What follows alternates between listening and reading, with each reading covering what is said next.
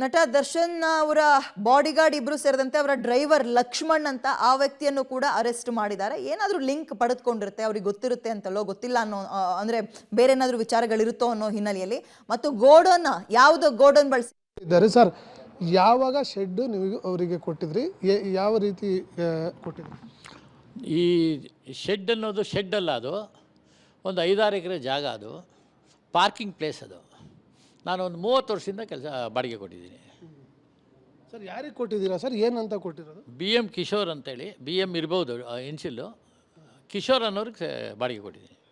ಯಾವಾಗ ಲೀಸಿಗೆ ಕೊಟ್ಟಿರೋದು ಸರ್? ಲೀಸ್ಗಲ್ಲ, ಬಾಡಿಗೆನೇ ಕೊಟ್ಟಿದ್ದೀನಿ. ಕಂಟಿನ್ಯೂಟಿ ಲೀಸ್ ಅಂತ ಇಷ್ಟು ವರ್ಷ ಲೀಸ್ ಅಂತೇನಿಲ್ಲ, ಕಂಟಿನ್ಯೂಟಿ ಕೊಟ್ಟಿದ್ದೀವಿ. ಸರ್ ನಿಮ್ಮ ಹತ್ರ ಏನಂತ ಲೀಸ್ ತಗೊಂಡಿರೋ ಅಂಥದ್ದು ಸರ್? ಬಾಡಿಗೆಗೆ ಪಾರ್ಕಿಂಗ್ ವೆಹಿಕಲ್ ಲಾಟ್ ಅದು. ಈಗ ಎಷ್ಟು ವರ್ಷದಿಂದ ಕಿಶೋರ್ ಅವರಿಗೆ ನೀವು ಬಾಡಿಗೆ ಕೊಟ್ಟಿದ್ದೀರಾ? ಅವ್ರು ಏನು ಮಾಡಲಿಕ್ಕೆ ಅಂತ ಜಾಗ ನಿಮ್ಮ ಹತ್ರ ಬಾಡಿಗೆಯಾಗಿ ತೊಗೊಂಡಿದ್ದಾರೆ ಅಂತ? ಸೀಸ್ಡ್ ವೆಹಿಕಲ್ಸು ಬ್ಯಾಂಕ್ಗಳಲ್ಲಾಗಲಿ ಫೈನಾನ್ಸ್ ಕಂಪ್ನಿಗಳಲ್ಲಾಗಲಿ ಅವ್ರ ಗಾಡಿಗಳು ಸೀಸ್ ಮಾಡಿ ತೊಗೊಂಬಂದು ನಿಲ್ಲಿಸೋಷ್ಟು ಜಾಗ ಅದು.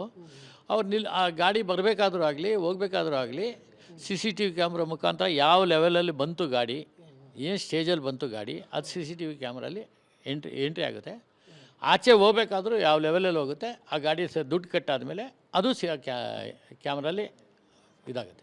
ಸರ್ ಈಗ ನಿಮ್ಮದೇ ಮಾಲೀಕತ್ವದ ಜಾಗದಲ್ಲಿ, ನೀವು ಬಾಡಿಗೆ ಕೊಟ್ಟಿರುವಂಥ ಜಾಗದಲ್ಲಿ ರೇಣುಕಾ ಸ್ವಾಮಿ ಎಂಬ ವ್ಯಕ್ತಿಯನ್ನು ಮಾರಣಾಂತಿಕವಾಗಿ ಹಲ್ಲೆ ಮಾಡಿ ಕೊಲೆ ಮಾಡಿರುವ ಸಂಬಂಧಪಟ್ಟಂತೆ ಈಗ ನಿಮಗೆ ಪೊಲೀಸರು ಏನಾದರೂ ಬಂದು ವಿಚಾರಣೆಗೆ ಹಾಜರಾಗಬೇಕು ಅಥವಾ ಇದ್ರ ಬಗ್ಗೆ ಮಾಹಿತಿ ಏನಾದರೂ ಕೇಳಿದ್ದಾರೆ ಸರ್? ನನಗೆ ಈವರೆಗೂ ಏನೂ ಕೇಳಿಲ್ಲ. ಇನ್ನು ಮುಂದೆ ಕೇಳಿದ್ರು ನಾನು ಹೋಗ್ತೀನಿ, ನಾನು ಏನು ಮಾಹಿತಿ ಇದೆಯೋ ಅಷ್ಟು ಹೇಳ್ತೀನಿ.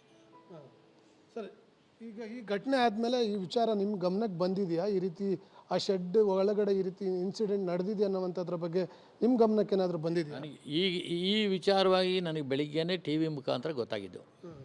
ನಾನು ಬೆಳಿಗ್ಗೆ ಎದ್ದು ನಾನು ಕಾಫಿ ಕುಡಿತಾ ಇರ್ಬೇಕಾದ್ರೆ TV ಹಾಕಿದಾಗಲೇ ಗೊತ್ತಾಗಿದ್ದು ದರ್ಶನ್ ಅರೆಸ್ಟ್ ಅಂತ.